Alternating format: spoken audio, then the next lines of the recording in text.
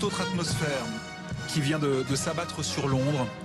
Depuis quelques minutes à présent, le cercueil de la reine Elisabeth II a pour la dernière fois quitté Buckingham, direction Westminster Hall, avec les membres les plus éminents de la famille royale qui suivent derrière. Et les visages, Patrick Sauce, ne sont plus du tout les mêmes. C'est incroyable, encore une fois. Il y a encore quelques minutes, on vous parlait de cette ambiance bon enfant. Vous avez vu le visage de cette jeune fille face au roi Charles, ses frères et sœurs. On passera sur le fait que le prince Andrew est en civil, que le prince Harry aussi. Mais le prince Harry est à côté de son frère et c'est ce qui compte.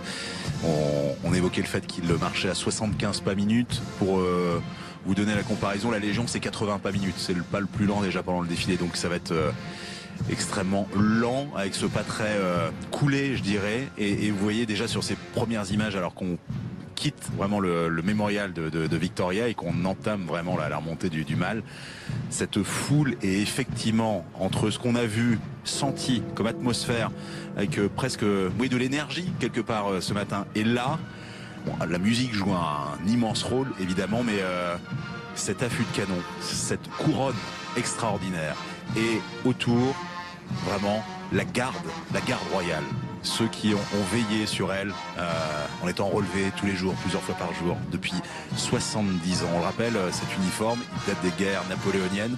Pour faire peur aux troupes de Napoléon, on avait ce casque en poil d'ours canadien pour montrer qu'on était un peu plus grand. Il se trouve que les troupes de Napoléon ont fait la même. Et cet uniforme, voilà, on garde la reine, on la sécurise. Il ne peut rien se passer autour d'elle parce que il y a ces hommes et ces femmes qui sont autour. Et vous voyez dans vraiment une chorégraphie, le mot est un peu délicat à utiliser, vous avez ces membres de la famille royale et derrière nous, nous entendons toutes les minutes les coups de canon.